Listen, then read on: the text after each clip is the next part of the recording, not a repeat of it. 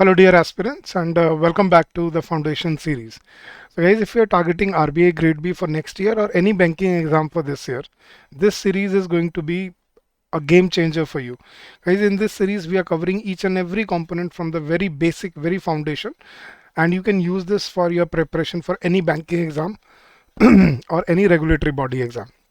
So this is lecture number 11 for your from your foundation series, and today we are going to discuss tenses. So we started off with tenses in the previous lecture, और आज उसी को हम continue करने वाले हैं. So don't forget to like this session and don't forget to watch it till the end to understand the complete concept of tenses. तो अगर आपने अभी तक पिछला लेक्चर नहीं देखा है, इस वीडियो को यहीं पे रोक लीजिए. पहले पिछला लेक्चर एक बार दिखाइए, उसके बाद ये लेक्चर देखिएगा, नहीं तो आपको उसके बिना ये चीज़ समझ नहीं आएगी. एंड गाइज, अब ये तो चलो हमारी यूट्यूब सीरीज़ है, लेकिन अगर आपको अपनी स्पीड से प्रिपरेशन करनी है, जिसमें आपको साइड बाय साइड अपने लेक्चर्स के साथ प्रैक्टिस क्वेश्चंस भी मिलें, सैम्पल टेस्ट भी मिलें, सेक्शनल टेस्ट भी मिलें, फुल लेंथ मॉक टेस्ट भी मिलें, प्रीवियस ईयर क्वेश्चंस भी मिलें, डाउट एंड क्वेरी रेजोल्यूशन भी मिले, तो you can join our courses. अब उसमें वैसे तो आपको नीचे लिंक दिया हुआ है डिस्क्रिप्शन में, but I just take 30 seconds to inform you how you can simply go about it. तो आपने बस क्या करना है गाइज, आपने अपने ब्राउज़र पे जाना है, गूगल पे जाना है, और गूगल पे जाके टाइप करना है edutap EDUTAP edutap.in. और जैसे ही आप edutap.in सर्च करेंगे, आप हमारे लैंडिंग पेज पे आ जाएंगे और यहाँ पे दिखेंगे आपको सारे के सारे कोर्सेज. इसमें बैंकिंग कोर्सेज पे क्लिक कीजिए, नीचे आइए, और ये रहे आपके कोर्सेज. गाइज, हम ये 2 दिन का डेमो कोर्स आपको दे रहे हैं, जो हमारे एक्चुअल कोर्स का ही 2 दिन का वर्जन है. आप 2 दिन के लिए 48 आवर्स के लिए आप जितनी मर्जी चाहे क्लासेस देख सकते हैं, कॉन्सेप्ट लेक्चर्स देख सकते हैं, हमारी कंटेंट क्वालिटी को जज कर सकते हैं, and then you can make a decision आप कौन सा कोर्स लेना चाहते हैं. ये है गाइज हमारा कॉम्बो कोर्स, जिसमें आपको आरबीआई प्लस बैंक दोनों मिलता है, और ये है आपका अकेला बैंकिंग एग्जाम महापैक कोर्स, जो सिर्फ बैंकिंग को टारगेट करता है. गाइज, इन कोर्सेज में आपको सभी सब्जेक्ट्स की प्रीलिम्स और मेंस दोनों की कॉन्सेप्ट क्लासेस मिलेंगी, प्रैक्टिस क्वेश्चंस मिलेंगे, चैप्टर वाइज टेस्ट मिलेंगे, सेक्शनल टेस्ट्स मिलेंगे, क्विजेज मिलेंगे, फुल लेंथ टेस्ट मिलेंगे, पीवाईक्यूज मिलेंगे, डाउट एंड क्वेरी रेजोल्यूशन तो रहता ही है, और इसमें आपको जीडी और इंटरव्यू के लिए भी गाइड किया जाने वाला है. और गाइज, इस कोर्स की वैलिडिटी पूरे 1 साल है. आप अगले 1 साल तक इसको यूज़ कर सकते हो. 1 साल 12 महीने तक आप इसको बेयर मिनिमम यूज़ कर सकते हो. And we are offering 70% discount on our bank courses and 75% discount on our combo course. So come join us, streamline your preparation and make your journey constructive and fruitful for yourself. चलिए guys, तो start करते हैं अपना आज का lecture, which is tenses part 2. तो guys, tenses में मैंने आपको लास्ट लेक्चर में क्या समझाया था. Tenses basically stands for the word time. The word tense basically is derived from a word from the Latin language, जिसका मतलब होता है टेम्पस, और टेम्पस का मतलब होता है बेसिकली टाइम. सो टेंसेस वर्ड का जो लिटरल मीनिंग होता है वो होता है टाइम. लेकिन हमने कहाँ गलती की है, we have always try to figure out कि टेंसेस बेसिकली जो होते हैं वो एक्शन के बेसिस पे डिसाइड किए जाते हैं. That's what we have been taught all along. जैसे अगर मैं बोलता हूँ कि रोहित पढ़ रहा है, तो you thinking this is present tense. और अगर मैं बोलता हूँ कि रोहित सो चुका है, तो you think this is past tense. But this is wrong. Rohit सो चुका है, it's not past tense, it's present tense. और ये मैंने पिछले लेक्चर में सारा कॉन्सेप्ट एक्सप्लेन किया था. अगर आपने अभी तक पिछला लेक्चर नहीं देखा है तो आप एक बार जाके देख लीजिए. ठीक है. तो लास्ट लेक्चर में गाइज मैंने आपको एक चीज़ समझाई थी कि किसी भी टेंस को, किसी भी सेंटेंस को बोलने के सिर्फ 4 तरीके पॉसिबल होते हैं, जिसको हम बोलते हैं. पहला तो होता है आपका इंडेफिनेट टेंस, या जिसको हम सिंपल भी बोल देते हैं, सिंपल प्रेजेंट सिंपल या और प्रेजेंट इंडेफिनेट. सेकंड होता है गाइज आपका कॉन्टिन्यूअस. कॉन्टिन्यूअस मतलब जो चल रहा है, ऑन गोइंग है. तीसरा होता है गाइज हमारा परफेक्ट. परफेक्ट मतलब जो इस मोमेंट पर हो चुका है, और फिर अपने ऊपर वाले दोनों के कॉम्बिनेशन से बनता है हमारा परफेक्ट कॉन्टिन्यूअस. अब परफेक्ट कॉन्टिन्यूअस क्या होता है गाइस,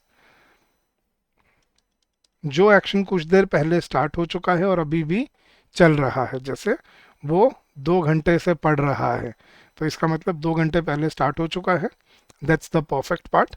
और अभी भी पढ़ रहा है, अभी भी ऑन गोइंग है, that is the continuous part. तो ये 4 तरीके हमने सीखे थे किसी भी टेंस को बोलने के, राइट.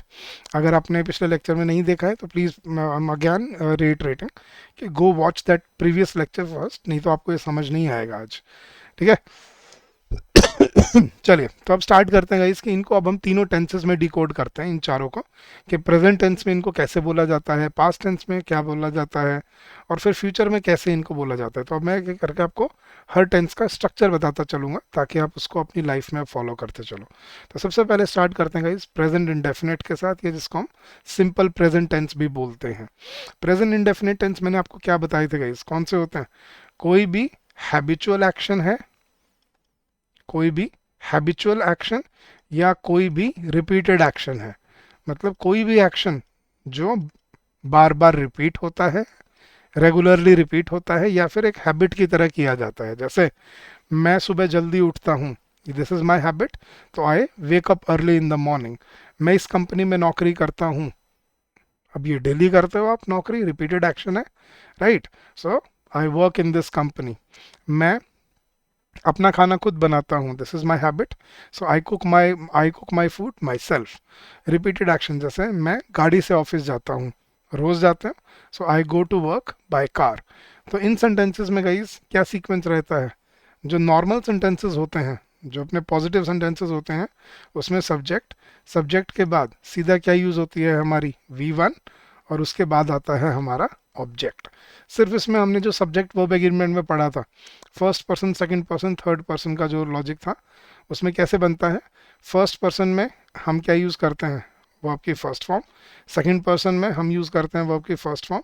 सिर्फ थर्ड पर्सन सिंगुलर में क्या होता है, हमें वर्ब में SES ऐड करना पड़ जाता है। तो मैं ब्रैकेट में लिख रहा हूँ, अगर सिंगुलर सब्जेक्ट हो, सिंगुलर सब्जेक्ट हो, तो फिर हमें क्या ध्यान रखना है? फिर हमें वर्ब को क्या करना पड़ेगा? वर्ब में SES या IES ऐड करना पड़ता है, ठीक है। तो ये दोनों चीज़ें लिख दी मैंने आपके लिए। नॉर्मल सेंटेंसेस में आपका वर्ब की फर्स्ट फॉर्म, लेकिन सिंगुलर सब्जेक्ट्स में वर्ब के साथ क्या ऐड करना पड़ जाता है? हमें SES या IES ऐड करना पड़ता है, ठीक है। जैसे आई गो, ठीक है, I go by car, we go, you go, they go by car. लेकिन ही गोज या शी गोज, या अगर इट के साथ कुछ लग रहा है तो इसके साथ क्या आएगा? गोज। तो we go, you go, they go, but he goes, he के साथ या शी के साथ, मतलब सिंगुलर के साथ हमें क्या करना पड़ा? SES या IES ऐड करना पड़ता है। That's what you have to remember, ठीक है। जैसे I drive, we drive, but he drives, Rohit drives, Reena drives a car. तो ये हमें ध्यान रखना है कि सिंगुलर में हमें वर्ब में SES IES याद रखना पड़ेगा, क्योंकि इसमें एग्जाम में बहुत गलतियां बनती हैं। और ये हमने सब्जेक्ट वर्ब एग्रीमेंट में मेरे ख्याल से बहुत अच्छे से मैंने आपको एक्सप्लेन किया है ये चीज़। अगर आपने नहीं देखा है ये वो चैप्टर भी, तो प्लीज़ पहले वो चैप्टर देख लीजिए। तो दिस इज नॉर्मल सेंटेंसेस। और दूसरे आते हैं गाइज हमारे नेगेटिव और इंटेरोगेटिव सेंटेंसेस। नेगेटिव सेंटेंसेस और इंटेरोगेटिव सेंटेंसेस, अब मैं आपको हर चीज़ एक्सप्लेन करता चलूंगा। नेगेटिव और इंटेरोगेटिव सेंटेंसेस जो होते हैं ना गाइज, उनमें अगर आपको स्ट्रक्चर ऑफ सेंटेंसेस याद है, तो उसमें मैंने आपको क्या बताया था? नेगेटिव या इंटेरोगेटिव सेंटेंसेस में क्या होता है? इंटेरोगेटिव में हेल्पिंग वर्ब सब्जेक्ट से पहले आ जाती है, और नेगेटिव में हम नॉट यूज़ करते हैं। तो याद रखना गाइस, अब नेगेटिव सेंटेंसेस में हमें क्या यूज़ करना पड़ता है? डू और डज, ठीक है। जैसे आई गो, राइट, लेकिन आई गो बाय कार, लेकिन अगर मुझे नेगेटिव बोलना है तो हम क्या बोलेंगे? I do not go by car. तो नेगेटिव में क्या हो जाता है? I do not. We go, we you go, they go, but we do not go, they do not go, या यू डू नॉट गो। लेकिन वहीं सिंगुलर में डू का क्या बन जाएगा? Does. He does not go, she does not go by car. और same interrogative में क्या होता है? जब हम क्वेश्चन पूछते हैं तो हम क्या यूज़ करते हैं इंटेरोगेटिव में? Do you. जैसे do you go by car, do you, जैसे हम बोलते हैं do you go by car. या अगर सिंगुलर है तो डज ही या does she go by car. तो ये डू डज का जो यूज़ होता है ना गाइज, अब ये हमें समझना है, ये नेगेटिव और इंटेरोगेटिव सेंटेंसेस में यूज़ किया जाता है। नेगेटिव जब आप कह रहे हो कि कुछ नहीं हो रहा है, और इंटेरोगेटिव जब आप क्वेश्चन कर रहे हो कि कुछ होता है या कैसे होता है। जैसे मैं बोलता हूँ do you do you live in the city, do you live near by, does she work in this company, does she come by cab, so does she come by cab, क्या वो कैब से आती है। तो ये होते हैं इन पे नॉर्मल सेंटेंसेस गाइस। नॉर्मल हम वर्ब की फर्स्ट फॉर्म यूज करते हैं इनमें, नेगेटिव और इंटेरोगेटिव में डू डज यूज किया जाता है। तो देखना सिंपल प्रेजेंट टेंस कैसे होता है। सबसे पहले कोई हैबिचुअल एक्शन बताने के लिए, जैसे he smokes a lot, I always take my sugar without tea, I go by car, I drive a cab, I usually travel by bus, I generally meet my friends on weekends, I occasionally go to parties, I rarely talk to strangers, I always wake up early, she often goes by cab, I sometimes, या he sometimes visit me on Sundays, I go to my village once a week or once a month or once a year। तो ये जो बार बार repeated actions होते हैं ये बोले जाते हैं प्रेजेंट इंडेफिनिट में। कोई जनरल ट्रूथ है या यूनिवर्सल ट्रूथ है गाइस, अब ये भी प्रेजेंट इंडेफिनिट में ही बोले जाते हैं। जैसे the sun revolves around the earth, या the sun rises in the east, water boils at 100 degree Celsius, sun revolves around the earth, sorry उल्टा बोल दिया, the earth revolves around the sun, right, the sun rises in the east, water boils at 100 degree Celsius, plants give us oxygen, right. So ये जो general truth या universal truth होती हैं ये भी प्रेजेंट इंडेफिनिट में ही बोली जाती हैं। और जब हमने कोई फैक्चुअल ट्रूथ बोलना है, जैसे I work in this company, she teaches English in a school, या all trains stop at this station, so something which is true at the present, जो अभी सच है। जैसे मैं बोलता हूँ everyone lies to everyone lies to protect himself, कि हर कोई अपने आप को बचाने के लिए झूठ बोलता है, ठीक है। Everyone takes a shortcut in achieving success, हर कोई सक्सेस के लिए शॉर्टकट लेता है। तो जो ट्रूथ है उसके लिए भी हम प्रेजेंट इंडेफिनिट ही यूज करते हैं। तो ये है आपका फर्स्ट टेंस प्रेजेंट इंडेफिनिट या सिंपल प्रेजेंट टेंस, ठीक है। सेकंड है गाइज आपका प्रेजेंट कॉन्टिन्यूस। अब प्रेजेंट कॉन्टिन्यूस में क्या सीक्वेंस होता है गाइज, सब्जेक्ट, सब्जेक्ट के बाद अगर सब्जेक्ट सिंगुलर है तो इज, और अगर सब्जेक्ट प्लूरल है तो आर, और फिर उसके बाद हम यूज करते हैं वर्ब की ING form and then followed by the object. जैसे रोहित राइट्स नॉवेल्स, ये प्रेजेंट इंडेफिनिट था लेकिन Rohit is writing a novel, या दे आर प्लेइंग फुटबॉल। तो जो आप कहना चाह रहे हो कि इस मोमेंट पे जो एक्शन इन मोशन है उसको हम क्या बोलते हैं, प्रेजेंट कॉन्टिन्यूस। तो प्रेजेंट कॉन्टिन्यूस में क्या क्या यूज होता है गाइस, देखना ये आप आई थिंक हम ये बहुत सिंपल है, हम सब ने यूज किए हुए हैं। तो सबसे पहला to express an action happening now at the time of speaking, जो अभी हो रहा है, जैसे I am writing a letter, या she is reading a book, या आई एम ड्राइविंग, या आई एम वर्किंग, या आई एम ईटिंग फूड, जो अभी हो रहा है। दूसरा ये देखना ध्यान से guys, to express an action in progress about this time but not necessarily at the time of speaking, कोई काम जो आप इन जनरल अभी चल रहा है, राइट, लेकिन ये कोई जरूरी नहीं कि बिल्कुल इस मोमेंट पे हो रहा है। जैसे मैं बोलता हूँ यार शर्मा जी नहीं दिखते आजकल, कहता हाँ उनका घर बन रहा है, वो एक घर बनवा रहे हैं, तो he is teaching English at a high school, या they are building a new house.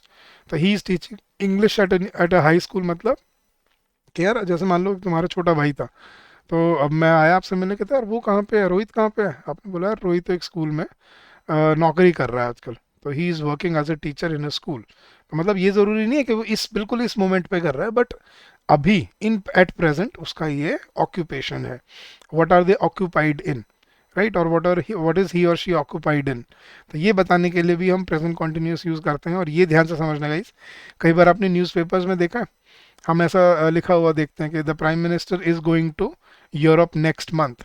तो अगर हम नेक्स्ट मंथ की बात कर रहे हैं तो वो तो फ्यूचर नहीं हुआ, इसको प्रेजेंट कॉन्टिन्यूस में कैसे बोल रहे हैं फिर।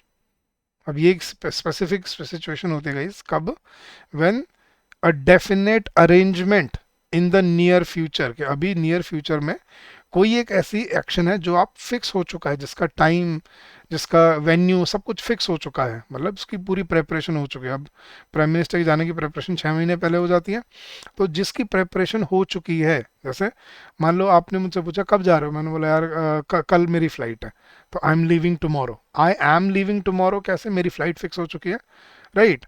तो मैं क्या बोलता हूँ, आई एम लीविंग टुमारो। लेकिन मान लो इन जनरल आप पूछते हो यार कब जाओगे, कहते हैं यार अगले साल जाऊंगा, अब ये कुछ फिक्स नहीं है। तो अब यहाँ पे हम फ्यूचर में बोलेंगे आई विल लीव या I will go next year. लेकिन अगर वो फिक्स हो चुका है, डेफिनेटिव अरेंजमेंट है, तो फिर हमें उसको प्रेजेंट कॉन्टिन्यूस में भी बोल सकते हैं, जैसे I am going to London next week या I am meeting her tonight. अब टुनाइट तो आगे हो गया या नेक्स्ट वीक तो फ्यूचर हो गया, लेकिन हम उसको प्रेजेंट कॉन्टिन्यूस में कब बोल रहे हैं, जब उसका डेफिनेट टाइम और डेफिनेट अरेंजमेंट फिक्स हो चुका है। जैसे टाइम फिक्स हो चुका है कि अगले हफ्ते आप कब जा रहे हो, फ्लाइट बुक हो चुकी है, सब कुछ अरेंजमेंट हो चुका है, तब आप बोलते हो I am going to London next week या I am meeting her tonight. Time fix है, डेट फिक्स है, वेन्यू फिक्स है, तो दैट इज डेफिनेट अरेंजमेंट। तो तब भी हम क्या यूज़ कर सकते हैं, प्रेजेंट कॉन्टिन्यूस टेंस। हाँ, सीक्वेंस यही रहेगा, सब्जेक्ट के साथ इज एम आर, वर्ब की आईएनजी फॉर्म, और इज एम आर नहीं, सॉरी, इज और आर, एंड देन वर्ब की ING form followed by object. तो तीन जगह पे प्रेजेंट कॉन्टिन्यूस यूज होता है, कोई एक्शन अभी चल रहा है, कोई action in general at present हो रहा है, और थर्ड कोई फ्यूचर में, नियर फ्यूचर में कोई जब डेफिनेट अरेंजमेंट हो चुका है, उसको भी हम प्रेजेंट कॉन्टिन्यूस में बोल सकते हैं। Next, present perfect. Present perfect क्या होता है guys, to express a recently completed action. अब रिसेंटली कोई ज़रूरी नहीं है, अब रिसेंटली सब्जेक्टिव वर्ड है। अब रिसेंटली का मतलब ये नहीं कि अभी अभी हुआ है, ठीक है, वो हो सकता है कि वो 10 साल पहले हुआ हो, 100 साल पहले हुआ हो।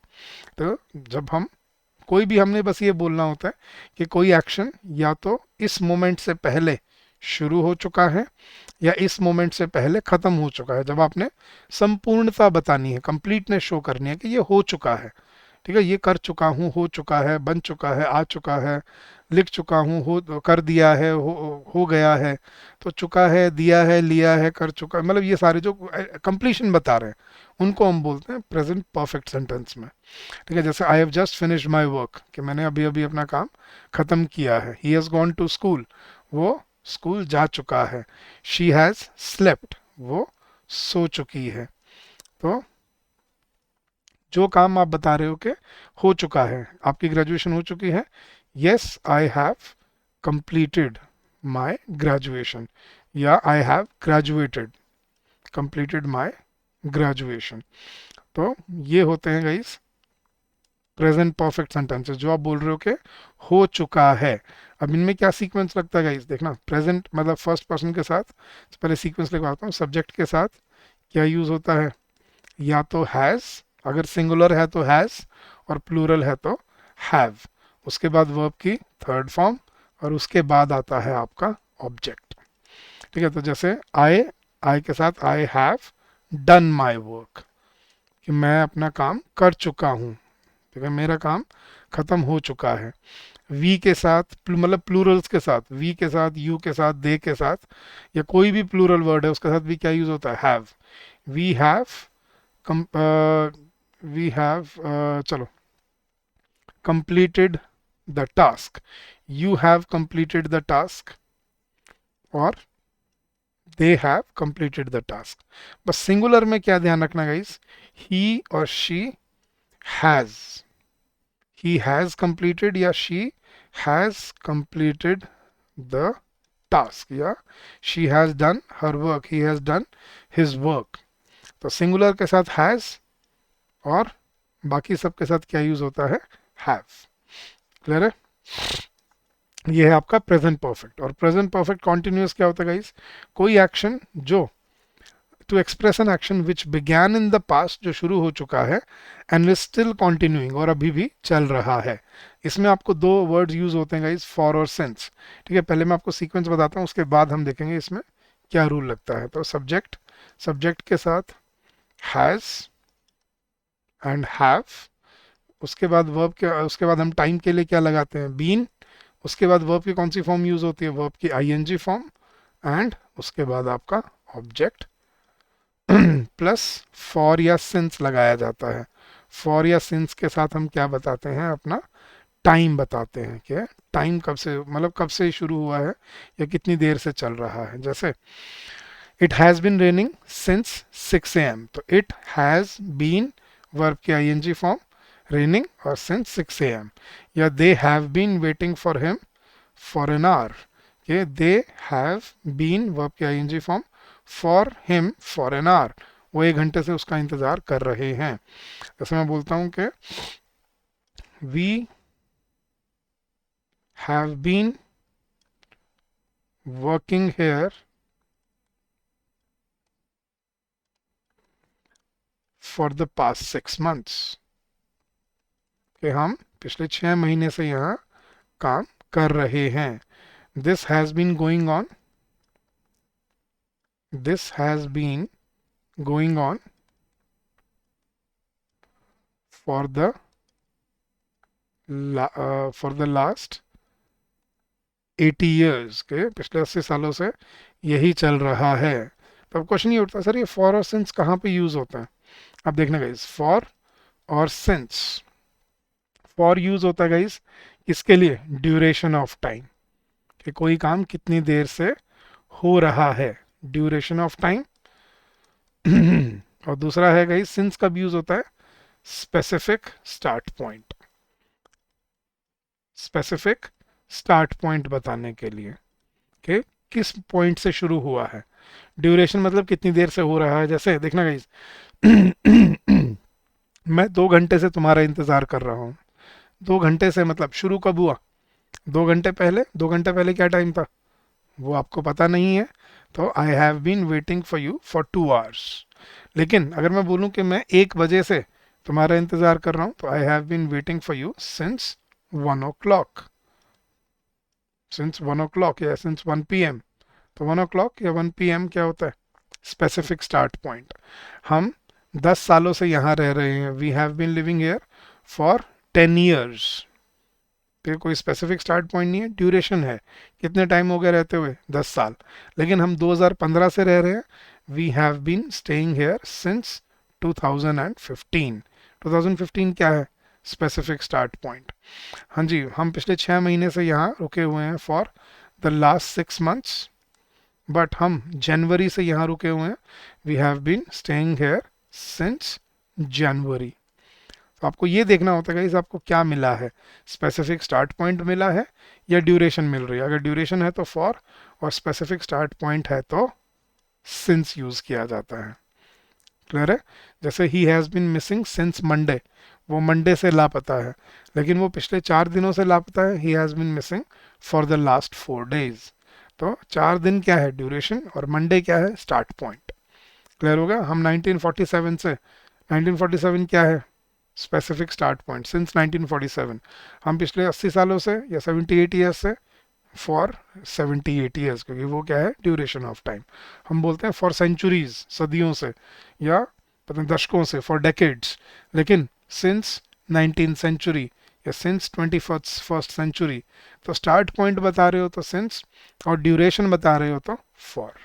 तो ये था गाइज आपका प्रेजेंट टेंस. अब चलते हैं अपने पास्ट टेंस के ऊपर. ठीक है, मैं अभी आज सिर्फ आपको पूरा इनका ना स्ट्रक्चर समझा रहा हूँ.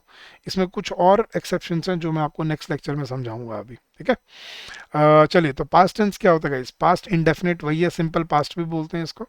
पास्ट इंडेफिनिट कब कब कब यूज होता है गाइस, देखना, जब हमें to express a past event और पास्ट एक्शन, जब हमें पास्ट में बस ये बताना होता है कि कुछ हुआ था.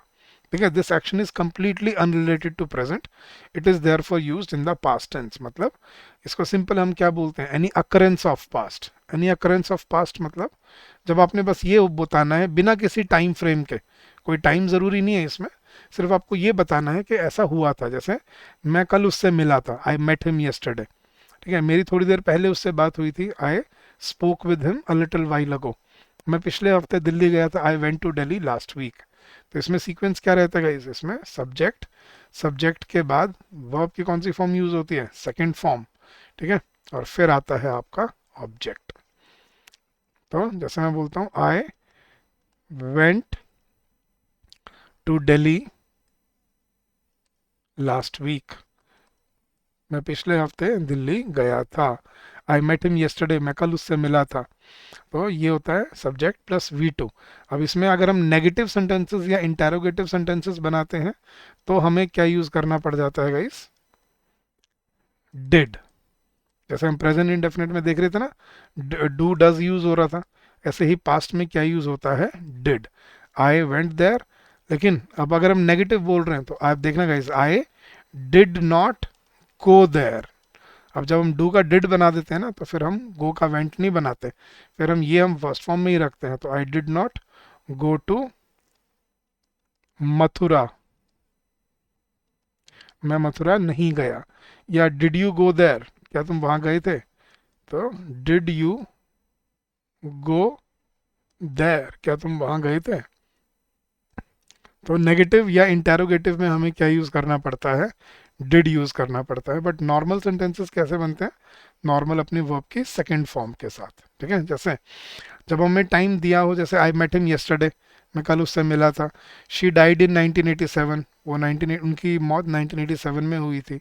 और जब टाइम गिवन ना हो बट अंडरस्टूड हो, इम्प्लाइड हो या डेफिनेट हो, जैसे I bought this pain in Bombay, मैंने पेन बॉम्बे में खरीदा था। अब टाइम पता नहीं कब है, बट मैं सिर्फ अकरेंस ऑफ पास्ट बता रहा हूँ कि ऐसा हुआ था। ठीक है, when the time is asked for, जब टाइम पूछना है कि when did you meet him, तुम कब उससे मिले थे? Did you talk to him, क्या तुम्हारी उससे बात हुई थी? तो इंटरोगेटिव में हम डिड यूज करते हैं और नेगेटिव में डिड। बट नॉर्मल सेंटेंसेस में पास्ट इंडेफिनिट में क्या यूज होती है? वर्ब की सेकंड फॉर्म यूज होती है, याद रखना। प्रेजेंट इंडेफिनिट में क्या थी? वर्ब की फर्स्ट फॉर्म। पास्ट इंडेफिनिट में क्या थी? वर्ब की सेकंड फॉर्म। ठीक है, चलिए पास्ट कॉन्टिन्यूस। जब आप पास्ट कॉन्टिन्यूस क्या होता है? जब आप ये बोल रहे हो कि कोई एक्शन ऑन गोइंग था लेकिन पास्ट में किसी टाइम पे, कि जब आप पास्ट में बोल रहे हो और आप बोल रहे हो उस टाइम पे ऐसा हो रहा था। ठीक है, तो to express an action that was in progress at some time in the past, जो पास्ट में हो रहा था। जैसे I was taking my bath at 8 o'clock, या I was playing in the garden when he came, जब वो आया मैं खेल रहा था। या जैसे मैं बोलता हूँ she was sleeping when I came home, जब मैं घर आया तब वो सो रही थी। तो जब मैं घर आया, ये मैं पास्ट की बात कर रहा हूँ, और शी वॉज स्लीपिंग ये है आपका पास्ट कॉन्टिन्यूस। तो इसमें सीक्वेंस क्या रहता है? सब्जेक्ट, सब्जेक्ट के साथ सिंगुलर है तो वॉज, और प्लूरल है तो वर। ठीक है, और फिर उसके बाद वर्ब की आईएनजी फॉर्म, और उसके बाद आता है आपका ऑब्जेक्ट। गाइस, अगर आपको लग रहा है कि आपको इस पीडीएफ की ज़रूरत है, you can download this PDF from our Telegram channel, the link is given in the description of the video. ठीक है, जैसे मैं बोलता हूँ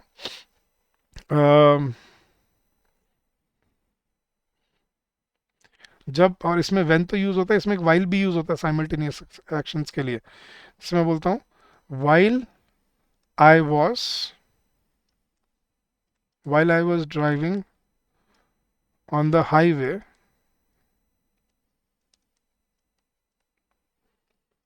I saw an elephant. जब मैं हाईवे पे गाड़ी चला रहा था तो मैंने एक हाथी देखा। तो I saw an elephant while I was driving on the highway। तो while I was driving on the highway, जब आपने ये बताना है कि पास्ट में ऐसा हो रहा था, ठीक है, जब मैं ये कर रहा था, तो you called me while I was sleeping, कि तुमने जब कॉल किया तब मैं सो रहा था। तो जब आपने ऑन गोइंग एक्शन बताना है पास्ट में, वो हम किससे बताते हैं? पास्ट कॉन्टिन्यूस से। अब पास्ट परफेक्ट क्या होता है गाइस? पास्ट परफेक्ट जब हम बता रहे हैं कि कोई एक्शन उससे पहले हो चुका था। प्रेजेंट परफेक्ट क्या था? जो हो चुका है, राइट। पास्ट परफेक्ट क्या होता है गाइस? कोई एक्शन जो हो चुका था, some action that had ended और that had started before a point of time. एक टाइम से, मतलब एक पॉइंट ऑफ टाइम से पहले, जब आप बता रहे हो उससे पहले ये हो चुका था, कि तुम्हारे आने से पहले गाड़ी जा चुकी थी। याद है ये वाले सेंटेंसेस गाइस? डॉक्टर के हॉस्पिटल पहुंचने से पहले मरीज मर चुका था। तो ये होते हैं past perfect. To express an action completed before a certain moment in the past, कि इस टाइम से पहले ऐसा हो चुका था। जैसे at 7 PM all the shops had closed, के 7 बजे से पहले, ये 7 बजे सारी दुकानें बंद हो चुकी थी। 16 साल की उम्र में वो अपनी ग्रेजुएशन कर चुकी थी। तो at 16 years she had passed her graduation, या she has passed her she had passed her BA examination. और दूसरा, to express an action in the past which was completed before another action, कि कोई action जो किसी दूसरे action से पहले कंप्लीट हो चुका था। ठीक है, कोई एक्शन जो पास्ट में है और आप बता रहे हो कि उससे पहले भी ये हो चुका था। जैसे we had locked all the rooms before we left the house, कि हम निकलने से पहले हमने सारे दरवाजे बंद कर दिए थे। I had already known the result when she wrong me up, कि जब उसने मुझे कॉल किया मुझे रिजल्ट पता लग चुका था। ठीक है, जैसे मैं बोलता हूँ आई हैड, या चलो he had received the orders before I called him. क्या कि उसको मेरे कॉल करने से पहले ऑर्डर्स मिल चुके थे। तो मेरे कॉल करने से पहले he had received the orders, उसको अपने ऑर्डर्स मिल चुके थे। तो इसमें सीक्वेंस क्या रहता है गाइस? सब्जेक्ट, सब्जेक्ट के बाद हैड इसमें तीनों में हैड आता है, सिंगुलर में भी प्लूरल में भी। हैड के साथ वो आपकी थर्ड फॉर्म और फिर ऑब्जेक्ट आता है आपका। तो हैड प्लस V3 इसमें यूज किया जाता है। और पास्ट परफेक्ट कॉन्टिन्यूस गाइस वही सेम जैसे हम प्रेजेंट परफेक्ट कॉन्टिन्यूस में बोल रहे थे कि कोई एक्शन शुरू हो चुका था और अभी भी चल रहा है, ऐसे ही पास्ट परफेक्ट कॉन्टिन्यूस कोई एक्शन जो शुरू हो चुका था और जिस मोमेंट की आप बात कर रहे हो पास्ट में उस टाइम पे चल रहा था। जैसे मैं बोलता हूँ जब तुम्हारा फ़ोन आया मैं 2 घंटे से सो रहा था, या जब तुम घर आए मैं 2 घंटे से पढ़ रहा था। तो जब तुम घर आए उससे 2 घंटे पहले स्टार्ट किया था, और जब तुम घर आए उस टाइम पे मैं 2 घंटे से पढ़ रहा था। तो इसमें भी वही फॉर और सिंस यूज़ होता है जैसे हमने प्रेजेंट परफेक्ट कॉन्टिन्यूस में देखा था। लेकिन इसको कैसे कौन से सेंटेंसेस में यूज़ होता है? To express an action that began before a certain time in the past, कि कोई एक्शन जो एक टाइम से पहले स्टार्ट हुआ था and continued up to that time और स्टॉप्ड जस्ट बिफोर, कि उससे पहले शुरू हो चुका था और जब आप बात कर रहे हो तब तक चल रहा था। जैसे the baby had been crying for 10 minutes when the nurse attended to her, कि जब नर्स ने बच्चे को संभाला वो 10 मिनट से रो रहा था। मतलब संभालने से 10 मिनट पहले शुरू किया था रोना, और जब उसने संभाला तब तक वो 10 मिनट तक रो रहा था। Until he reached class 8, Ravi had been studying in a village school, के जब तक वो 8वीं क्लास में पहुंचता तब तक उससे पहले वो एक विलेज के स्कूल में पढ़ रहा था, मतलब गांव के स्कूल में पढ़ रहा था। जैसे मैं बोलता हूँ I had been waiting for 1 hour when you arrived home, कि जब तुम घर पे आए मैं 1 घंटे से इंतज़ार कर रहा था। तो मतलब तुम्हारे घर आने से 1 घंटा पहले स्टार्ट किया था इंतज़ार करना, और जब तुम घर आए मैं 1 घंटे से तुम्हारा इंतज़ार कर रहा था। तो ये कैसे बनाए जाते हैं guys? इसमें सब्जेक्ट, सब्जेक्ट के साथ हैड, हैड के साथ टाइम बताने के लिए बीन, और बीन के बाद वर्ब की आईएनजी फॉर्म, और उसके बाद आता है आपका फॉर या सिंस। ये फॉर और सिंस के बिना परफेक्ट कॉन्टिन्यूस टेंस नहीं बन सकते गाइस, ठीक है? तो फॉर और सिंस के साथ टाइम, और फिर अगर आपको ऑब्जेक्ट दिया है तो ऑब्जेक्ट यूज किया जाता है, ठीक है? That's past perfect continuous. चलिए गाइस अब चलते हैं अपने फ्यूचर की तरफ। फ्यूचर में कैसे सेंटेंसेस बनाए जाते हैं लेकिन आप वही फ्यूचर इंडेफिनिट या जिसको हम सिंपल फ्यूचर बोलते हैं। फ्यूचर क्या होता है guys? Future is basically N assumption. जब आपने कोई अजम्पशन बोलनी होती है कि मैं ऐसा करूंगा, ऐसा होगा, मैं अगले हफ्ते दिल्ली जाऊंगा, ये आपकी अजम्पशन है ना।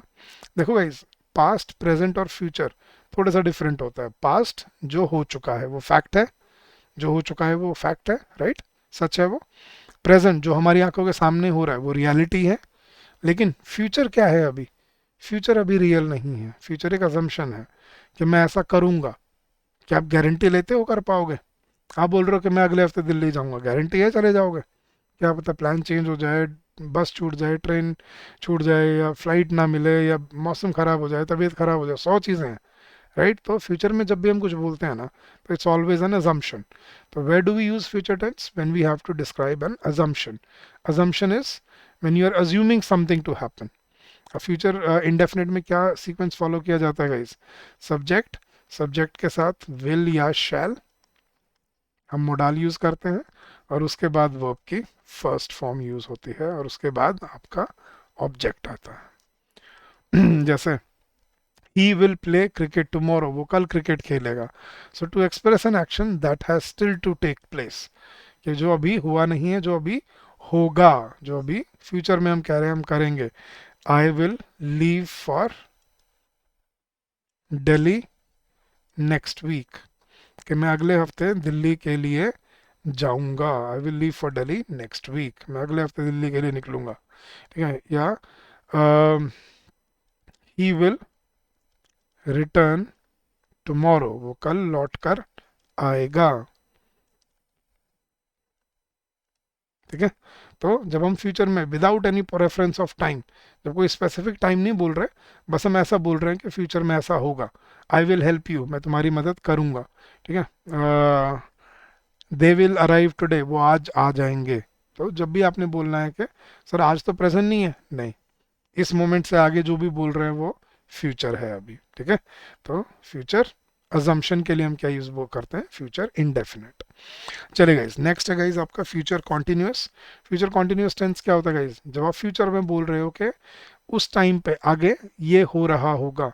जैसे मैं बोलता हूँ कि जब तुम घर आओगे तब मैं सो रहा हूँगा। मान लो आपने बोला आप कितने बजे आओगे, कहते यार मैं लेट हो जाऊंगा, मुझे 12-1 बज जाएंगे। बोला यार फिर तो जब तुम आओगे तब मैं सो रहा होऊंगा, राइट। तो ये होता है फ्यूचर कॉन्टिन्यूअस। इसमें कैसे बनते हैं सब्जेक्ट, सब्जेक्ट के साथ विल, विल के साथ बी, और बी के बाद वर्ब की आईएनजी फॉर्म, और फिर अगर ज़रूरत है तो ऑब्जेक्ट। तो will be doing, I will be doing my work when you come home, she will be sleeping when I arrive home. So to express an action as going on at some time in future, ये future में ऐसा हो रहा होगा। जैसे when I reach there he will be reading a book, जब मैं वहाँ पहुँचूंगा वो एक किताब पढ़ रहा होगा। ठीक है। जब मैं घर आऊँगा तब वो सो रही होगी। ठीक है। जैसे she will be sleeping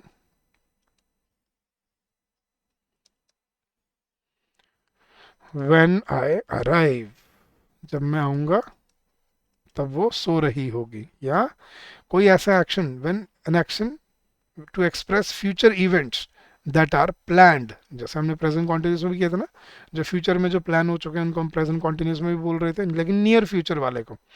लेकिन जो फ्यूचर से भी आगे बहुत फार फ्यूचर में, उसको हम बोलते हैं फ्यूचर कॉन्टिन्यूस है। जैसे he will be coming here for Diwali puja, वो दिवाली पूजा पर यहाँ पर आएगा। ठीक है। I will be coming home at Holi, so I will be coming home, ये मेरा प्लान है फार फ्यूचर का। I will be coming home at Holi, मैं होली पर घर आऊँगा। तो I will be coming home, तो ये हम फ्यूचर कॉन्टिन्यूस में इसको ऐसे भी यूज़ करते हैं। बट नॉर्मली जब हम ये बोलना होता है ऐसा हो रहा होगा। ठीक है। कि जब तुम यहाँ आओगे मीटिंग चल रही होगी। So when you come here the meeting will be going on. ठीक है। तो हो रहा होगा, विल बी के साथ वर्ब की आईएनजी फॉर्म यूज होती है। Next guys, future perfect. Future perfect कब यूज करते हैं, जब आपने बोलना है फ्यूचर में कोई एक्शन शुरू हो चुका होगा या कोई एक्शन खत्म हो चुका होगा। विल हैव स्टार्टेड और विल हैव एंडेड, जब आप बोल रहे हो to indicate the completion of an action by a certain future time, कि उस टाइम तक ऐसा हो चुका होगा। जैसे मैं बोलता हूँ कि जब मैं वहाँ पहुँचूंगा गाड़ी निकल चुकी होगी। जैसे मैं बोलता हूँ by the time we reach the train will have left, के गाड़ी क्या हो चुकी होगी, जा चुकी होगी। The train will have left. हाँ जी। जब तक हम पहुंचेंगे मीटिंग शुरू हो चुकी होगी। या हाँ चलो ऐसे करते हैं, by the time we arrive, या by the time I arrive, कि जब तक मैं पहुंचूंगा the meeting will have begun, meeting शुरू हो चुकी होगी। मतलब आप लेट हो रहे हो मान लो, तो आप बोल रहे हो कि यार जब तक तुम आओगे तब तक तो मीटिंग शुरू हो चुकी होगी। तो the meeting will have begun. तो ये बनते हैं इस तरह से, I shall have read the book when you come next, कि जब तुम अगली बार आओगे तब तक मैं ये किताब पढ़ चुका हूँगा। तो इसको किस सीक्वेंस में बनाया जाता है इस सब्जेक्ट, सब्जेक्ट के साथ विल, विल के साथ हैव, और हैव के साथ वर्ब की थर्ड फॉर्म यूज की जाती है, will have done, will have completed. ठीक है। तो ये ऐसे बनाए जाते हैं, विल हैव लेफ्ट या will have begin. Bye the time you arrive I will have slept, जब तक तुम आओगे तब तक मैं सो चुका हूँगा। तो I will have slept when you come home. I will have slept when you come home, कि जब तुम घर आओगे तब तक मैं सो चुका होऊंगा। ये ऐसे बनाए जाते हैं गाइस, ठीक है, फ्यूचर परफेक्ट। और लास्ट है आपका फ्यूचर परफेक्ट कॉन्टिन्यूस। अब देखने गाइस, ये जो टेंस होता है ना, इसको हम अपनी रियल लाइफ में, प्रैक्टिकल लाइफ में यूज़ नहीं करते। इस पे मैंने आज तक शायद किसी कॉम्पिटिटिव एग्जाम में क्वेश्चन ना देखा हो, बट क्योंकि ये एग्जिस्ट करता है तो हमें मालूम होना चाहिए। अब ये बहुत रेयरली बनते हैं, rarest of the rare sentences हैं ये कैसे बोले जाते हैं गाइस? कोई एक्शन जो आप बोल रहे हो कि पास्ट में शुरू हो चुका है, और आगे फ्यूचर में आप बोलोगे कि उस टाइम तक ये इतने टाइम से चल रहा होगा। मैं एग्जांपल से समझाता हूँ। मान लो आपको किसी कंपनी में काम करते हुए 11 महीने हो गए, राइट? समझना एक बार कॉन्सेप्ट क्या है। अगर आपको किसी कंपनी में काम करते हुए 11 महीने हो गए, कोई आपसे पूछे आप यहाँ पे कितने टाइम से काम कर रहे हो, तो नॉर्मली आप क्या बोलोगे कि भाई मैं पिछले 11 महीने से यहाँ काम कर रहा हूँ, राइट? लेकिन अगर मैं इसको ऐसे बोलूँ कि एक महीने बाद, मतलब अभी से एक महीने बाद मैं यहाँ पर एक साल से काम कर रहा हूँगा, ये ऐसे बनाए जाते हैं। अब देख लो आप अपनी लाइफ में इसको कितनी बार बनाते हो ऐसे सेंटेंसेस। मान लो आपको, मैंने क्या बोला, 11 महीने हो गए, एक महीने बाद आपको पूरा एक साल हो जाएगा। तो मान लो आपने ये बोलने की बजाय कि मैं यहाँ पिछले 11 महीने से काम कर रहा हूँ, अगर आप ऐसे बोलो कि आज से एक महीने बाद मैं यहाँ पर एक साल से काम कर रहा हूँगा, मतलब ऑलरेडी पास्ट में शुरू हो चुका है, अभी भी चल रहा है, और आप फ्यूचर में बोल रहे हो कि उतने टाइम बाद ये इतने टाइम से हो रहा होगा। इसीलिए मैंने बोला इसको हम रियल लाइफ में यूज़ नहीं करते, बट क्योंकि ये एग्जिस्ट करते हैं तो इनको मालूम आपको होना चाहिए।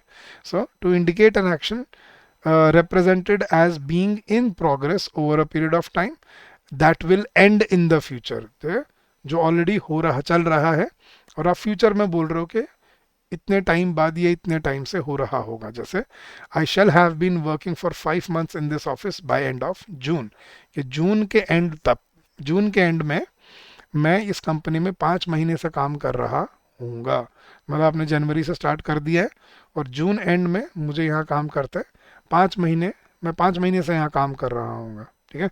जैसे after 2 more years we will have been staying here for 10 years, okay? आज से 2 साल बाद हम यहाँ 10 साल से रह रहे होंगे।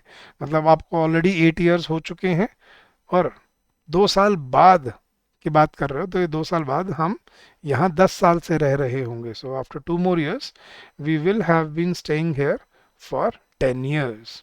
ये ऐसे बनाए जाते हैं। क्लियर है गाइस? तो ये हैं आपके वो 12 टाइप ऑफ सेंटेंसेस जो आपकी इंग्लिश लैंग्वेज में एग्जिस्ट करते हैं, ठीक है। 4 आपके प्रेजेंट के, 4 आपके पास्ट के, और 4 ही आपके फ्यूचर टेंस के। तो आज मैंने आपको समझाया कि किस टेंस में सेंटेंस को किस स्ट्रक्चर में लिखा जाता है।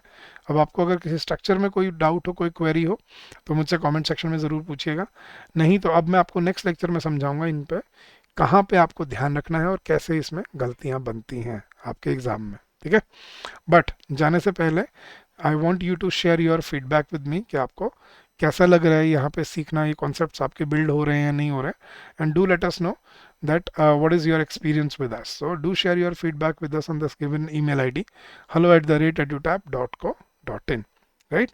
So that's it for today. We'll continue this in the further lectures, but till then guys, keep on working hard, keep on giving your best, and I'm sure you will come out with flying colors. So जैसे मैंने आपको बताया, आपको 2 दिन के लिए हमारा demo course free मिल रहा है, ठीक है। तो 2 दिन के लिए आप हमारा बिल्कुल कंप्लीट कोर्स, जिसमें क्वांट्स भी, रीजनिंग भी और इंग्लिश के भी लेक्चर्स हैं, बिल्कुल फ्री ऑफ कॉस्ट आपको मिल रहे हैं। 2 दिन तक उनको जाके देखिए, कंटेंट क्वालिटी चेक कीजिए, डिलीवरेबल्स देखिए, और फिर अपना डिसीजन बनाइए if you want to join us in our courses. कैसे करना है गाइस? वैसे तो लिंक नीचे दिया हुआ है, बट बड़ा सिंपल सा तरीका बताता हूँ। You can just visit your browser, just अपने ब्राउज़र पे जाओ और ब्राउज़र पे जाके बस आपने लिखना है edutap.in, जैसे ही आप edutap.in सर्च करोगे आप सीधा हमारे लैंडिंग पेज पे आ जाओगे और यहाँ पे आपको दिखेंगे हमारे सारे कोर्सेज। पे बैंकिंग कोर्सेज पे क्लिक कीजिए, नीचे आइए और ये रहा गाइस हमारा 2 दिन का बैंकिंग एग्जाम महापैक डेमो कोर्स। इसमें आपको क्या क्या मिलने वाला है गाइस, सभी कॉन्सेप्ट क्लासेस मिलेंगी, कॉन्सेप्ट नोट्स मिलेंगे, समरी शीट्स मिलेंगी, करंट अफेयर्स की मैगजीन्स मिलेगी, पीवाईक्यूज मिलेंगे, sectional test, full length test, current affairs mock test, summary sheets, concept notes, सब कुछ आपको यहाँ मिलता है और डाउट और क्वेरी रेजोल्यूशन तो होता ही है। So come join us, streamline your preparation and make your journey constructive and fruitful for yourself.